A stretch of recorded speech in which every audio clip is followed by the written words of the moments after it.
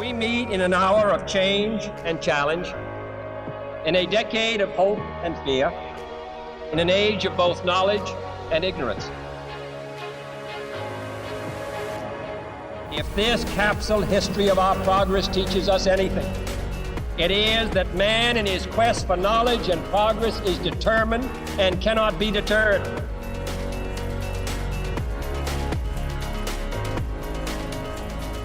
Because that goal will serve to organize and measure the best of our energies and skills. Because that challenge is one that we're willing to accept, one we are unwilling to postpone, and one we intend to win.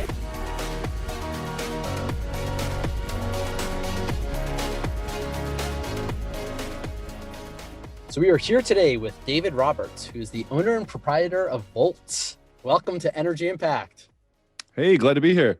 Yeah, no, I mean, listen, I've been following you for so many years. You've been like this amazing voice in the energy space. I've learned so much from you, so it's a true honor to have you on the show today. Oh, thank you. It has been a long time. Yeah, let's just start off with you. You know, like, where'd you grow up? What defined you early on? There's no coherent story. Sad to say. I grew up in Tennessee. I'm a creature of the South. I went to high school and college in Middle Tennessee, then fled out west and went to grad school in Montana, got a philosophy master's and was working on my philosophy PhD in Canada, and then bailed out of that. Got a close-up look at academia and fled in terror, and then moved to Seattle and just more or less at random got a job at a small environmental publication called Grist. Grist, of course, the original. Still around, the original. Yes, it's still around, believe it or not. It's like going on 30 years or something crazy like that now. But I was, I think, the 5th full-time employee there, and I got a job as an editorial assistant despite having no relevant experience of any kind. Or were you a good writer at least? I mean, I had no particular proof other than academic, papers about Aristotle and stuff. But I wrote a long, overwrought cover letter that happened to find the right person. So I got in there as an editorial assistant, worked there for 10 years, worked my way over slowly to writing full time. And with the environmental topic itself, was it that topic that drew you to Grist, or was it Grist that made you love that topic? It was the desperate need for a job that didn't suck is what drew me to Grist. I was bouncing around in tech jobs in Seattle, more or less miserable at the time. So I actually did not have a pre-existing commitment or sort of interest in environmentalism. I mean, I think I was a sort of standard liberal, so I would have said all the right things, but I didn't have a particular interest in it. So that's been for good or bad, over for my career. I think I sort of approached all of this from the outside, kind of.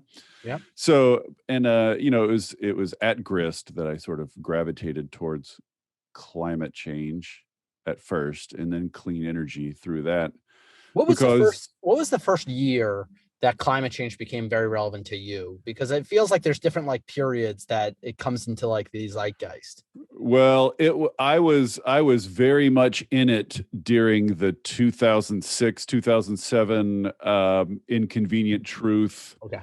Remember Inconvenient Truth came out, and then there was a huge green hype cycle back then.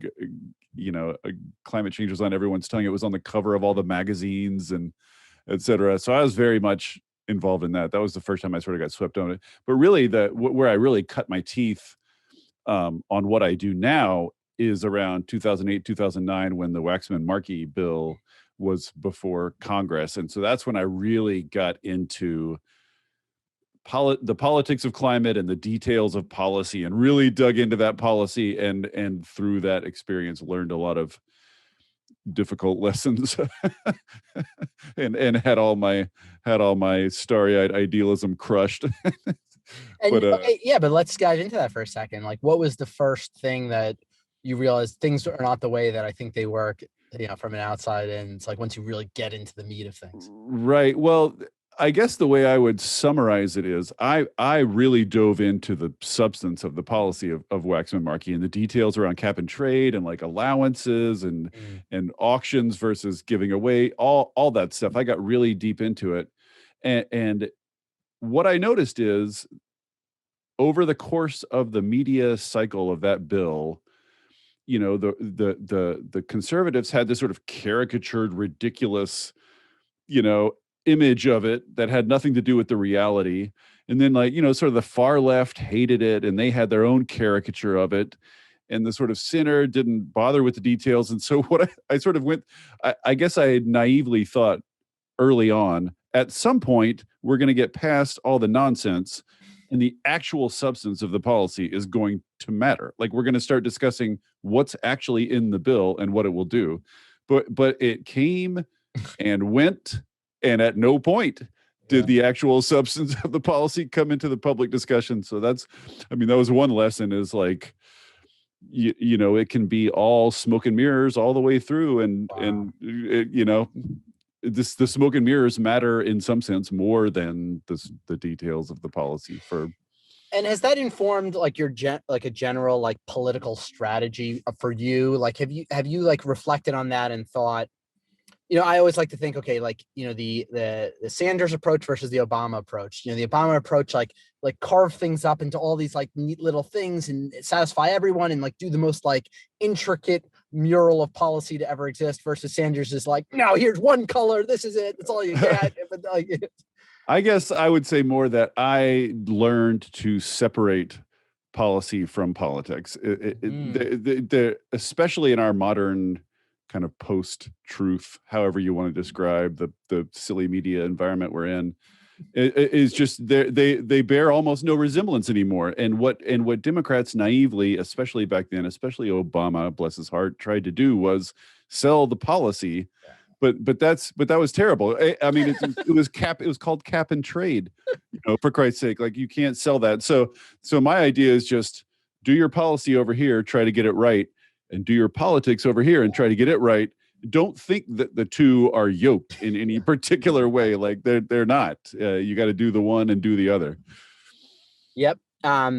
Okay, so that was, your first kind of cutting the teeth in terms of policy and politics. What was the next like, big milestone in your career that kind of led to, how you think about things? Well, I guess after Waxman-Markey, it was a long, dark, policy-free period, just of Obama messing around the edges with EPA. I got really into the EPA regs and all that stuff too. But I guess the next big thing that shook me was in 2015, Vox came along, and hired me away from Grist. Well, tell me about that. I mean, so Vox was new at the time, or newish? I think it was like 2 years. I think it was in its second year, so it was pretty new and fresh, but it had already established somewhat of a reputation, and I loved it. Policy, explanatory journalism, whatever you want to call it. That was my bag. That's what I always was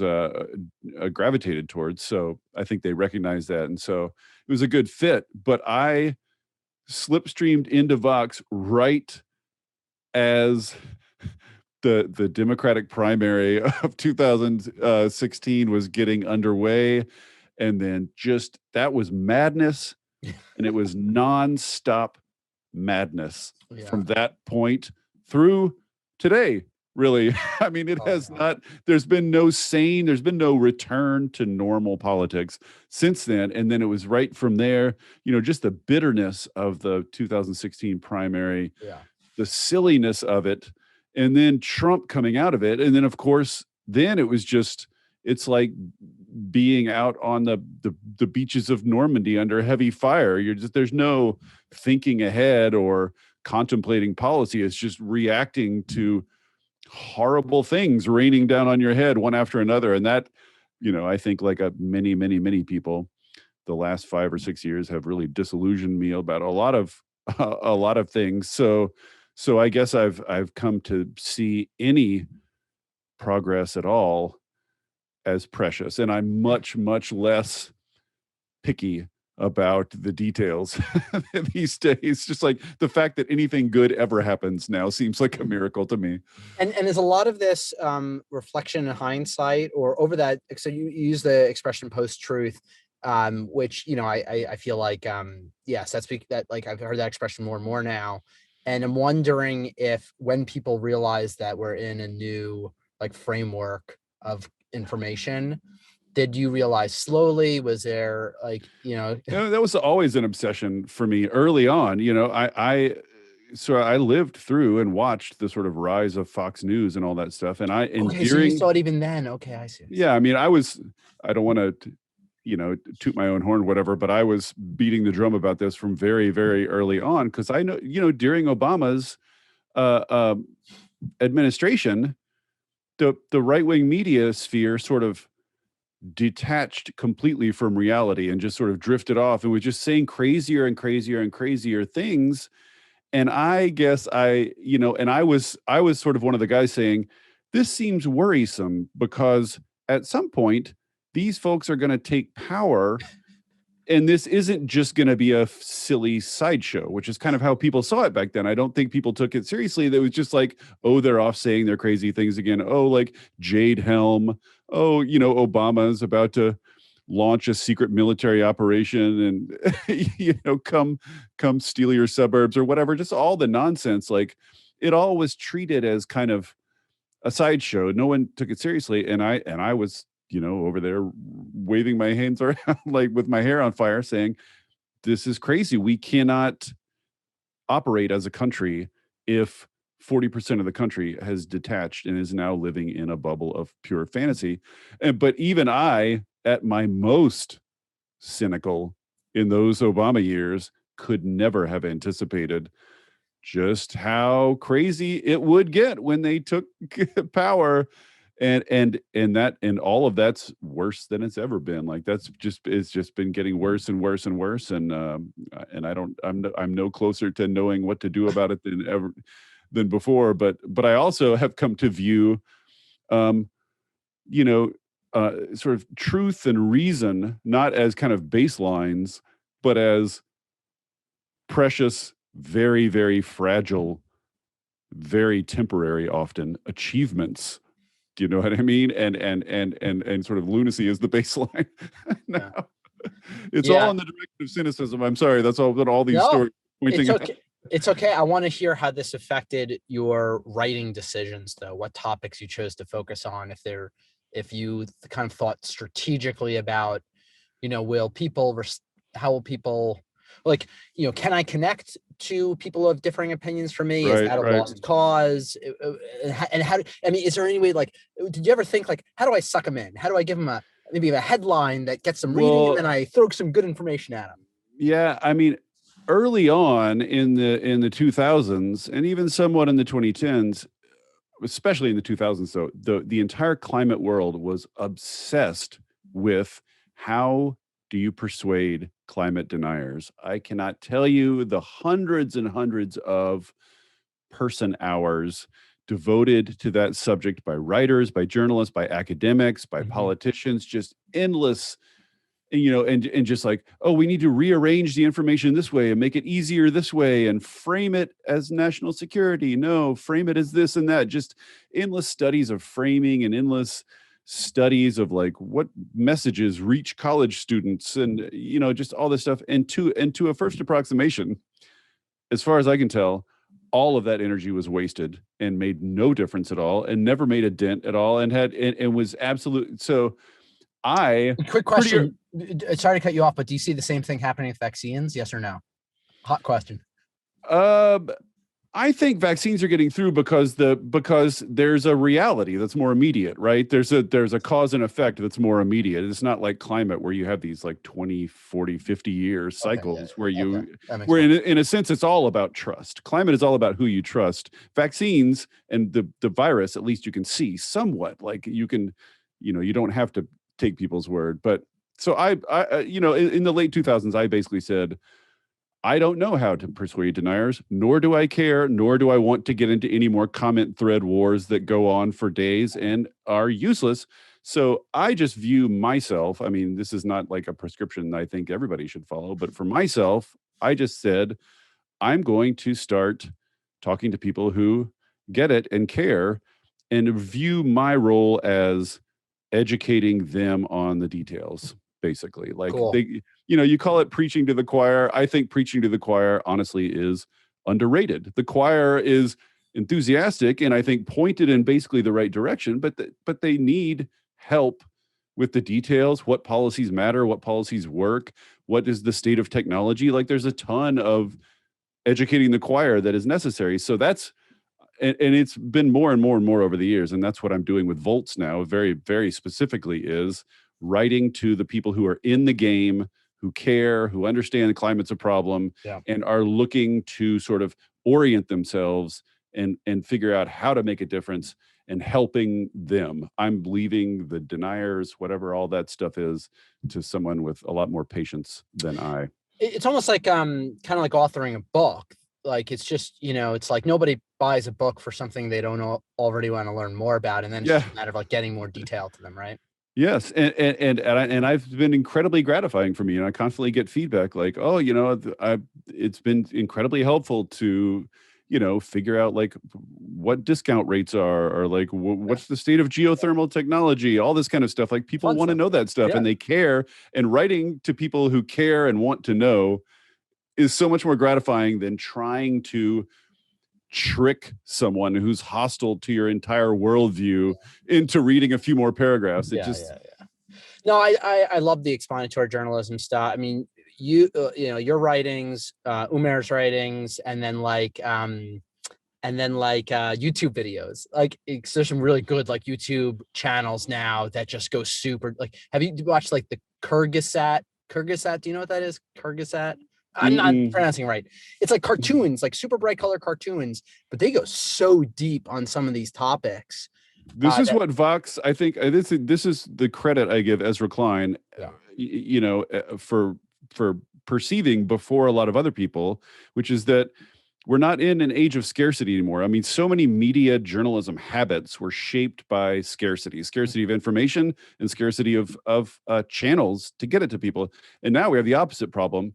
It's abundance. There's more information than people can process. There's more things to read than anyone can possibly read. And people are looking for orientation. What is the deal with this? What's the background? What's the root of this, so that I can understand all these new facts that come along? And that, and you're absolutely right. I mean, if you talk to editors at New York Times, you know, 10 years ago, they're like, you know, you got to be short, you got to be short, you got to be quick. You're writing to a broad audience. And Ezra perceived that there are enough people out there who want the real story, who want the deep story to sustain an organization. And it's certainly like, I wouldn't have a career unless there were a lot of people like that. Yeah. And so tell me about your time at Vox. Which topics got the most attention? Were there any that stood out that like you like are like the iconic piece now for the sector? I would say there are two families of pieces that were almost guaranteed to get a big response. One is my sort of biannual, we're still doomed. Climate is still super bad. It's still really bad and worse than you think. Like, just like, in case you wondered over the last 2 years whether things had gotten better, no, they haven't. Things are still super bad and like moving the wrong direction. Just to sort of like check in with the doom. Yes, we're still doomed. Those always get big response. And the other one is new technology. People love clean technology. People love clean technology stories, particularly not just about the technology itself, but it's an area where things are happening. Good things are happening. Progress is happening. There's positive stories coming out, and people are just excited to hear that, like, oh, there's hope here. Things are, you know, like, there are solutions. People love optimistic stories about clean tech solutions, and so do I. So those are always big. Like my piece on the, you know, the distribution grid, the way to sort of update the distribution grid. People love that. People love that story on geothermal technology. People love any story about how cheap solar panels are getting is guaranteed to take off. People love that story, as do I. So it's sort of, in a sense, like, the doomiest of the doom stories and the most positive of the tech stories are the two that are like guaranteed a big audience. Wow. And then did you do mostly writing, or were you ever involved in any of the like the videos or anything like that?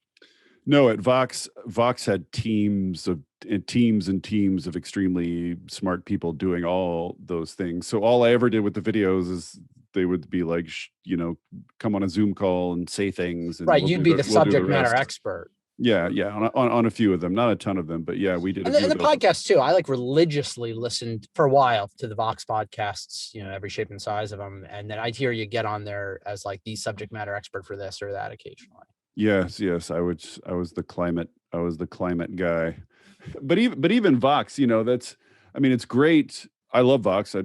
Loved Vox the whole time I was there. I still love them. But even that was like a broader audience.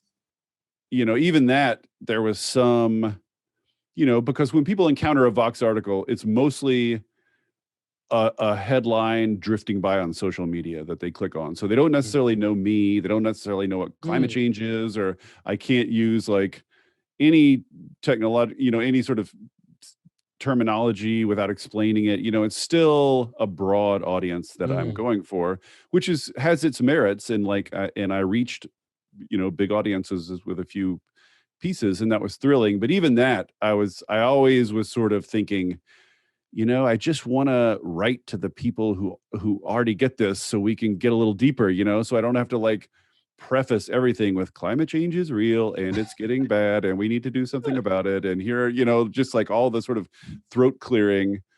After a while, I was like, I want to get past that. So let me actually push on that for a little bit, because actually that was something that I've never agreed with when I saw journalists who I agreed with everything else they said. I never agreed with how they started off their sentences. Like I remember even listening to Ezra being interviewed at some point about climate change, and like the first words out of his mouth were climate change is real. And I'm like, when you start like that, it makes me think that something's wrong. Something's Yes. You don't need to tell me that. Like, no one starts off stories about like income inequality by saying poverty is real. Exactly. There are actually poor people in the world. And if they did, I might start to doubt it. Yeah, exactly. Like why do you feel the need to convince me of that? Like, should I go recheck something? Like, I agree completely. And that's the precise. I mean, I think there's a bunch of bad habits in the way we talk about climate, and always have been for a bunch of reasons. But that's another thing I wanted to do going off on my own, is just like abandon all those kind of tropes and just, I don't need to tell my audience at Volts that climate change is real. Like we're all sort of, we get it, we get it. So okay. Yeah. So tell me about that transition. Tell me about how you decided to go off on your own and what that was like. Walk me through like the mental processes also. Sure. Well, I mean, first I had to be convinced that it was possible. I mean, that was the main thing. Like, in a sense, what I'm doing now is, if you know me and my habits and my personality and my writing, is what I was meant to do in this world, which is be on my own with no bosses and no employees and no colleagues and no meetings and no consultations, just me doing my own thing. That was always my temperament. That's always been my habit. That's always been the way I am. I just didn't think it would be possible. So when the Substack thing came along, I had to be convinced that I could make a living doing it. So I talked to a bunch of people who had started newsletters on their own. And it just turns out that you don't need a huge number of people to be paid subscribers to make a living at it. So, I had to be convinced it was possible. But once I was convinced it was possible, I was like, hell yes, that's exactly what I want to do. I still get editing. I still have an editor, but I'm basically on my own now, doing things at my own pace, doing the things I want to do the way I want to do them. I don't have any deadlines. And I'm not representing anyone, which is a relief for me, because especially early on at Vox, like Vox carries a lot of implications and sort of like it has a big reputation, and I was Dr. Vox, which was a dumb decision to become that on Twitter. So I was looked to all the world like I was representing Vox. And so that, like constrained somewhat what I was willing to say, because I don't want to, for them to be on the hook for the ridiculous things I say on Twitter. So I'm just like so glad to be just representing myself, just doing my own thing. It was what I was meant to do. That's awesome. Can you give me a couple examples maybe of like the self-censorship that might have occurred that? Well, just, I like to curse a lot. That kind of stuff. Not like anything that was like a topic that you're like, you know what, this is like, I don't want to piss anyone off by. Well, also with the mainstream media, which I guess Vox qualifies as, there's still this lingering kind of pretense that professional journalists are unbiased, right? They're not on one side or the other. They're sort of objective. They're not supposed to, for instance, explicitly support a politician or oppose a politician. You're just supposed to, you can have opinions about policies, but you're not supposed to be partisan. And it's just like who's fooling who at this point. So sometimes if I just like, if like, Joe Manchin tweets something dumb and I want to say that's dumb and you're an asshole. I would not have done that, right? Yeah. Or sometimes I would have done that and then been scolded by my superiors at Vox because they're like, we don't want to reasonably, we don't want to be out defending calling Joe Manchin an asshole. Like that's just going to a distraction for us. It's just going to waste our time. So it's in no way was it censorship on Vox's part. It's just more like I feel this lingering sense of sort of like guilt and anxiety that what I say is reflecting on other people. And now it reflects on no one but me, represents no one but me. And so I can say absolutely whatever I want, because the beauty of the Substack model, the beauty of the newsletter model is that the only people I have to please are the people who are paying me to subscribe to my newsletter. And the only danger is that they unsubscribe, and everything else I don't care about. And I want to ask about that a little bit. Now that you have this direct relationship with your, like so much more direct relationship with your audience, are you learning new things about how to interact with them? Like, is it possible that maybe you like you, as you see yourself, you call people an asshole, but you actually, after having that direct relationship, realize maybe they don't like that. I'm not saying I'm from New York. I like when people call me an asshole. But I'm saying maybe you realize most of your audience didn't like that. And you're like, actually, I'll change who I am because I want to have this relationship with them. I respect them like they respect me. And it doesn't have to be the asshole comment, but have you noticed anything like that? No, I'm just not, that's not my just doing what you do, and they can follow you if they want. It's my nature to do what I do, and all I wanted, my only goal was I want to make as much money as I made at Vox. I just want to make a living, and beyond that, everything's gravy. So I'm not.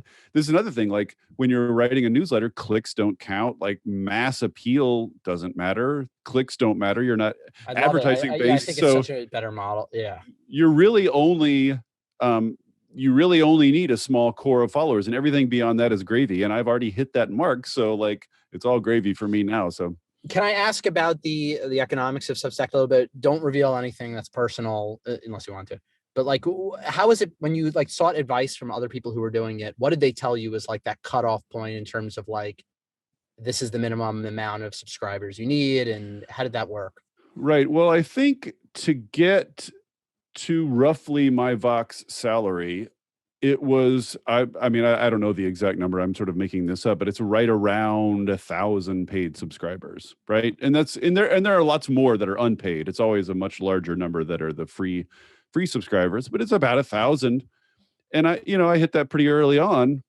I'm up to like, I think like 2,700, something like that. Cool. Now, which is not a huge number, but it's more than enough to fund, it's more than enough to keep me alive. So that's the thing, is like this is what the Substack founders sort of recognized, is no matter how tight of a niche you're writing for, there are 2,500 people in the world who care about it, right? So you can support almost any niche, which you can't do at a mainstream publication, but you can do if you have a direct relationship. And how come you can't, like, how come nobody's figured out a way to almost like aggregate that? Like why wouldn't there be a new media company that says, you college graduate, I just want you to be super niche about this one topic, like, genetic engineering in mice or whatever it is. Right. Go talk to everyone about genetic engineering mice, write a newsletter. Okay. Now you talk about genetic engineering in, whatever, in hawks or something.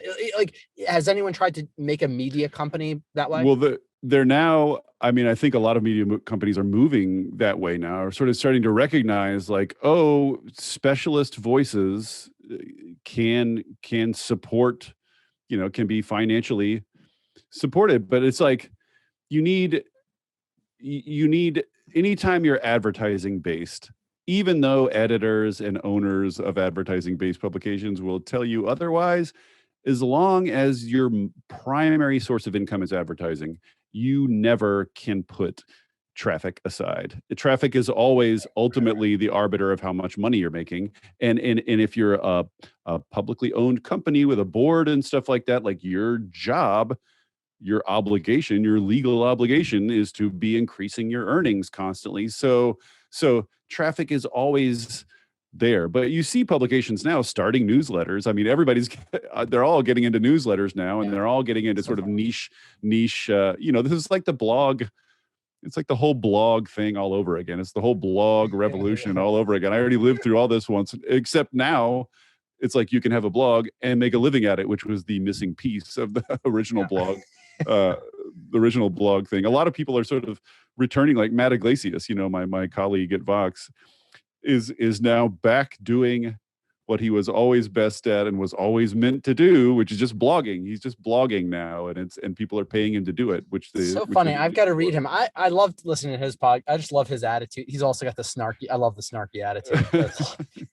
It's an acquired taste, but again, like there are more than enough people who like it to like. I mean, he's got, I don't know, 5-6 times my subscribers. I'm sure. I don't know. I don't have any secret info there, but I think he's like way ahead of me. All the I'm a relatively small fish in that pond. Andrew Sullivan or whoever probably has tens of thousands of paid subscribers. God knows how much money he's making, but like you don't have to be huge to live, which is the beauty of it. And that's why I think kind of big media outlets are in a little bit of a panic about it, because you eliminate the middle people, and it's just you and readers, and they're like, well, what if everybody does that? Like, what is our purpose as middle people? So they're looking around, I think, to try to capture some of the appeal of those niche publications.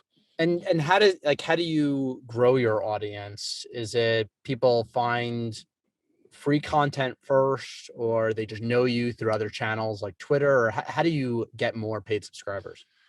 Well, that varies obviously from newsletter to newsletter. I mean, I know there are people with newsletters who are out there absolutely hustling, and like going out and selling and constantly doing promotions and all sorts of clever ideas for boosting their subscriber numbers, and like more power to them. That's great. I'm not a hustler by nature, so I've done almost nothing to advertise my newsletter other than talk about it on Twitter. I mean, literally, that is literally the only kind of marketing of it I've ever done, is put links to my articles on Twitter. And this just like, I think, but I was in a unique position. Like I've been doing this for 15 years. So I have an audience who knows me, and who knows, and enough of an audience was there waiting for me to sort of get a head start, and not have to sort of start from zero.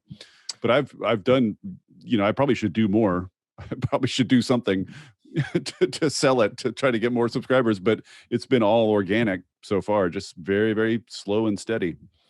And is there anything that you're missing from the larger organization that you still wish you had, like support staff or research or whatever? I hesitate to say no, because it sounds kind of churlish, and I don't mean it that way, but no. I mean, there are a lot of writers, a lot of journalists, I think, who flourish in that context of having teammates and colleagues and layers of editors and illustrators, and just Vox was always a very collaborative team kind of atmosphere. And some people absolutely flourish in that environment and need it and want it and but have always just been me in my office doing my thing. So I never really took advantage of those resources. So I don't miss them. Like, and also Substack is really helpful. Like they've paid for editing, they paid for some editing, they paid for some stuff. So I'm not without support entirely. And now I have this, I'm part of this deal with Canary Media, and they're helping me out with like podcast production and stuff like that. So I'm getting editing still, but otherwise, no, I was always a loner and I'm still a loner. And so being alone is fine by me. It's definitely like, if you're not like that though, it's probably not the life for you. You know what I mean? Like a newsletter is not the life for you unless you're very content with sort of doing it all yourself, thinking of it, writing it, deciding how often to write, deciding what to write, deciding what goes out free and what goes only to paid subscribers. All these things are just entirely on your shoulders. And that was my next set of questions. But I wanted to ask almost like about like primary sources. When you write about a topic, how do you source information? Is it mostly people? Is it other written material? Where are you getting the information from? I'm not a chatter, a phone caller by nature either. So it took me a long time to get over that. I mean, for a long time, it was almost exclusively writing. I just read a lot. I mean, there's a lot of, it always kind of baffles me. Like I'll get these PR emails, that are like, so-and-so expert in our organization wrote this like 30-page PDF about subject X. Would you like to call that person and talk through it with them? And I'm like, well, no, they wrote 30 pages about it. They researched, they organized their thoughts, and they put it the best way they know how. So in what way am I going to get more out of them in a 10-minute conversation than I could just by reading what they wrote? So for me, it's mostly been written. I talked with people more now just to sort of like, like when I'm forming, it's less about the particular facts and more like I'm trying to draw a bunch of facts together into a narrative. Yeah. And a lot. And so I just want to like make sure I'm not crazy. So I call experts in the field and I bounce them a narrative off. Like, does that sound right to you? And like what other details can you add? But the vast majority for me is writing, is PDFs. PDFs are my life. Yeah, it's so interesting. So like, I guess I'm a different type of learner. I've done like all of my research into space, like just through talking. I read too, but like, I do. I think that's more normal. I think that's more normal for. Like, very few people are as averse to phone calls as I am. Well, thank you for taking the time today. Then. But it's just so funny because so I did these like hundreds and hundreds of interviews in the nuclear sector to try to figure out what's going on there. And then I came across this one guy, Andrew Daniels, who did the exact opposite. He was more like you. He only read stuff. He never spoke to like a person in his life. And we came to nearly the exact same conclusions about almost everything.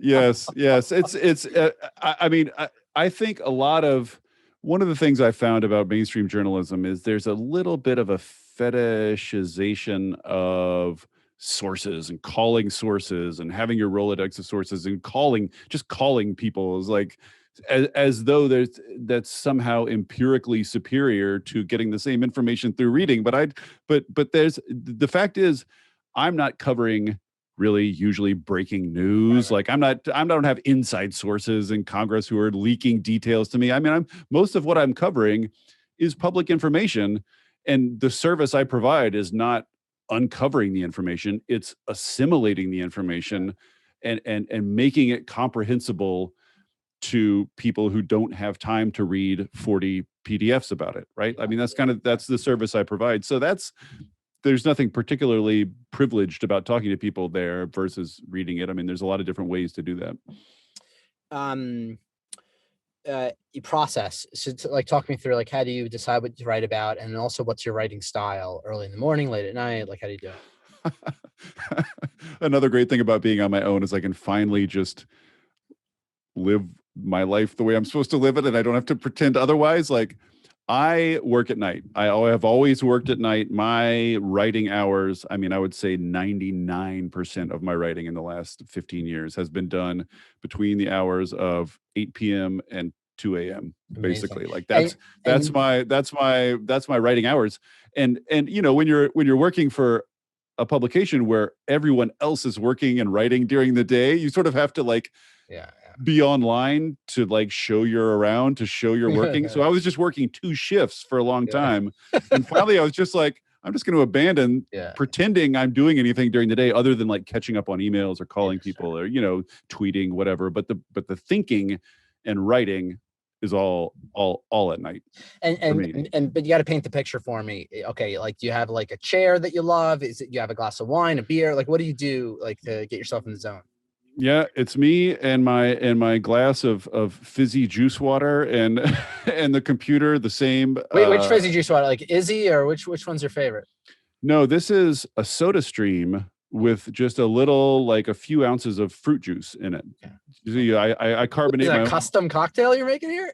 I drink so much of it. If I had to buy it in bottles or cans, I would break the bank. So I fizz my own water and put fruit juice in it. So yeah, it's just me quietly alone in my office at night. When, you know, like at night, the Twitter stream dies down a little bit, the incoming email dials down a little bit, and finally you can like have some quiet, some time to think and concentrate. And I need, like, one of the things that amazed me about Vox writers, I was amazed by a lot of things they did, but just the ability to sort of dip in and out of like calling, and then you're writing a little bit, and then you're calling a little bit, and then you're meeting a little bit, and then you're writing a little bit. And I'm just like, it's like a bee, you know, like a butterfly. And I'm just like, I'm like a flywheel. It takes me a long time to spin up, but like once I'm spun up, I can go for a long time at that pace. But like, I can't get spun up if I'm jumping from thing to thing. So I need time to be quiet and concentrate. So I need that nighttime sort of quiet. That's crucial. Is that for both writing and researching, or is that just writing? Or I can read during the day, and I can definitely talk and interview people during the day. You know, I can do a lot of sort of prep work at night, but the really intense reading also is mostly done at night. I mean, these days I've organized my whole sort of life schedule around it. So it's like, you know, it's like we eat dinner, you know, the kids go to bed, wife goes to bed, and I go to work. Like, that's just like, you're like Batman. It's standard now. Yes, I'm very nocturnal. The only problem is like my schedule drifting further and further out of sync with the rest of the world. So sometimes like sources for my stories often will wake up and find like 5 questions in their inbox from me that came at 1 a.m. or whatever. Like, you know, well, then you just got to move to Hawaii or something, right? Or, I know. Or like move to, exactly, across the world so I can sync back up. Sometimes when I have sources in the UK, they'll be like, do you want to, you know, if you can get up at 6:30 a.m., I'm like, no, I'll call you at midnight. I'll call you at my 1 a.m., your early morning, and then we'll have a much better time.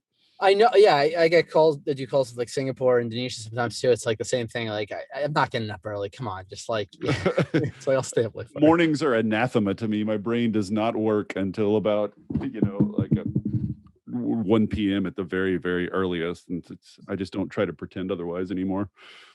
Tell me about topics, how you're choosing topics these days. And actually also compare and contrast to previous points in your career, how you chose topics. Does it change? Well, the one tension, and this was at Grist and at Vox, is like, if you're the writer on staff who covers the subject matter X and there's a breaking news development about X, they want you to write it up quickly.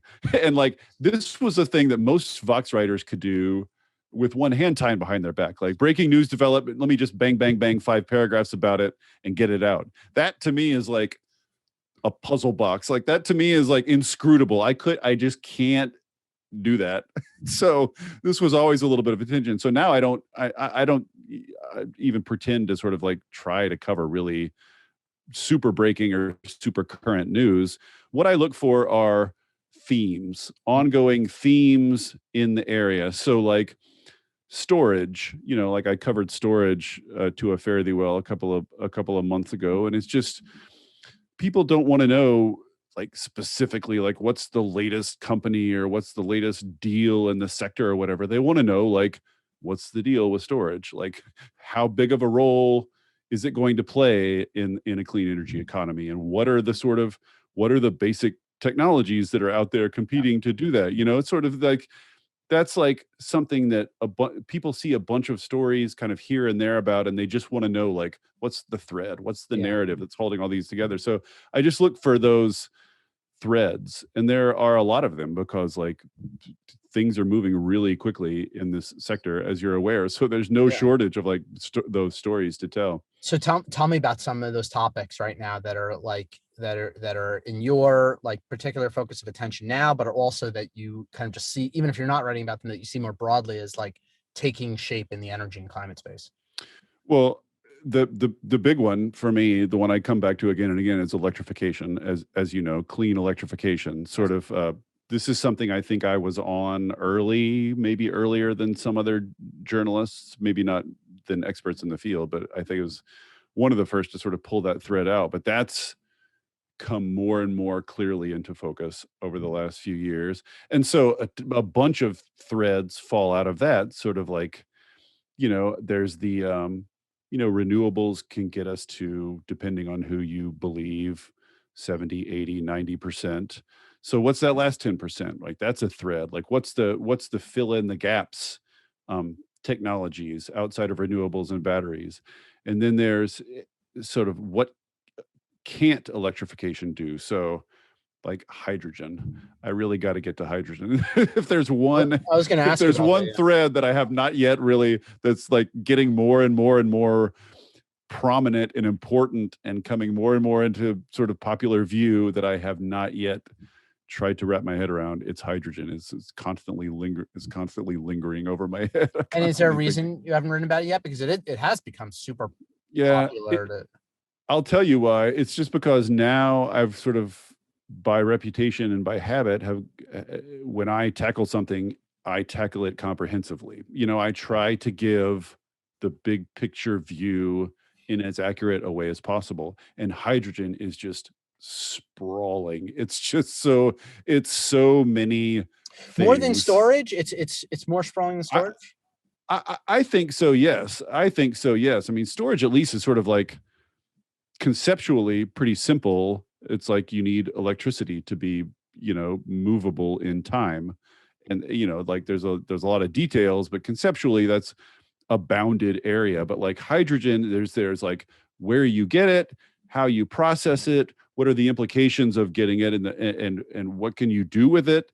Yeah. And, so you can burn it for heat, you can make electricity with it, you can combine it to make other fuels. Yeah. Like who has it, who's ahead on it, what are the real, like even figuring out like, is it the next big thing or is it all hype? Even that very basic question is still kind of up in the air. So there's just, when I think about it, it feels so enormous to me that it daunts me and I wander off and do something easier. But sooner or later, because it seems like, I mean, right now you were able to rattle off like what I thought was a very like good framework of questions to like. Do you think that there's more questions that you're not sure about yet, or is it? Are you ready? It sounds to me like you're ready.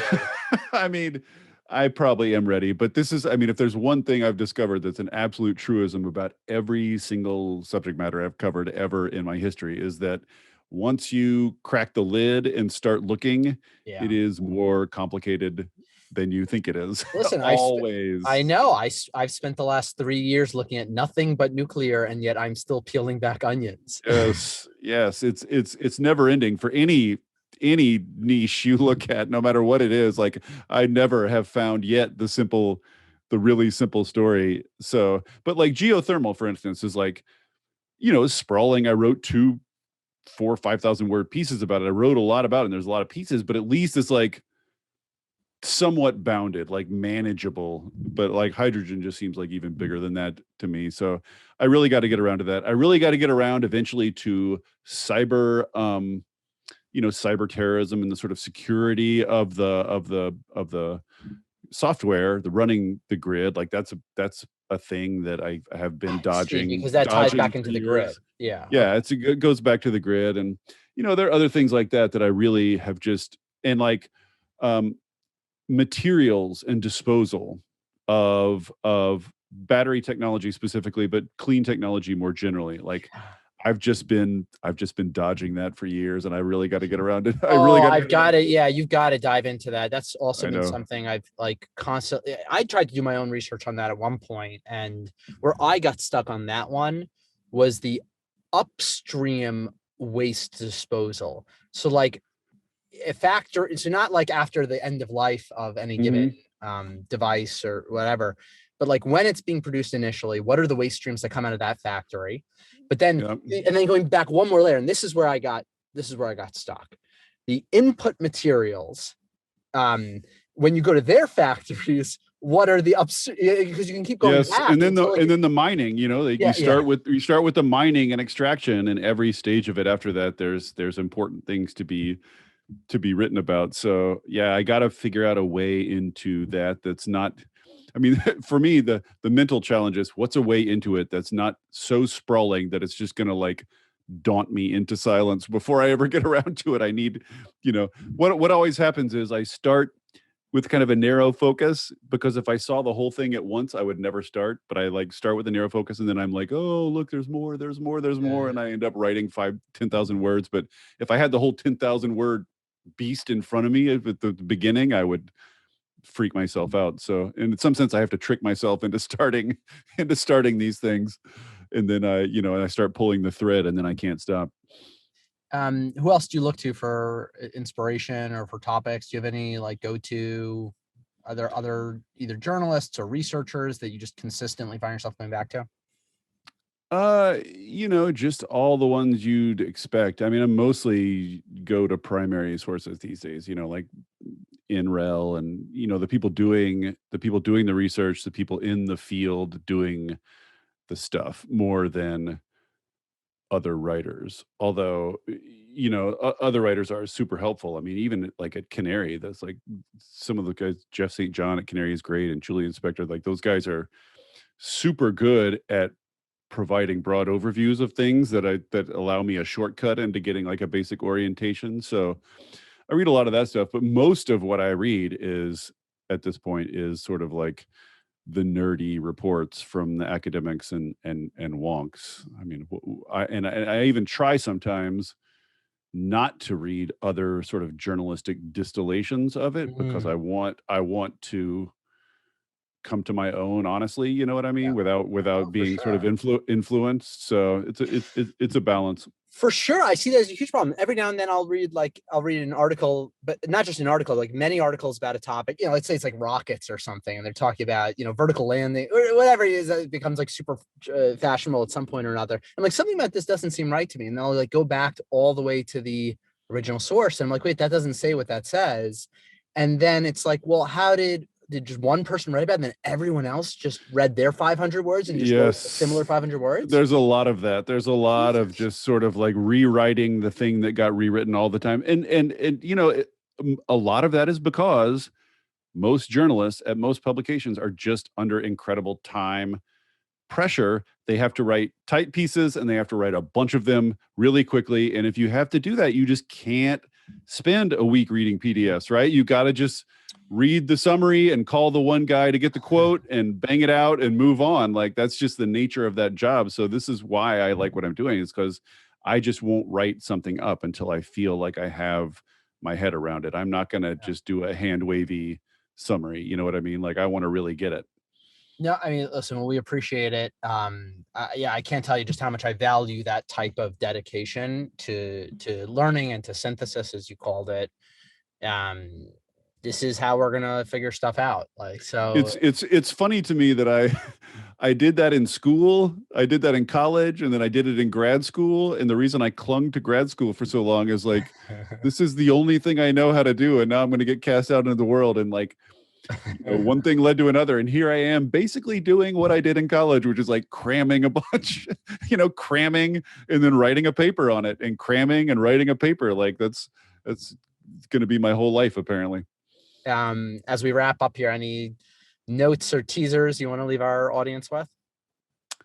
Well, everyone should subscribe to Volts. Yeah. And I'm trying to get in the and what is get it? in the They go mode to- of all- It's volts dot, was it volts.wtf? Is that it? yes, That's volts.wtf. And it will be relatively infrequent, but my hope is that when it does show up in your inbox, it will be worth reading. Awesome. That's the promise. Not a lot, but high quality. David Roberts, everybody. Our leadership in science and industry, our hopes for peace and security, our obligations to ourselves as well as others, all require us to make this effort, to solve these mysteries, to solve them for the good of all men and for the progress of all people.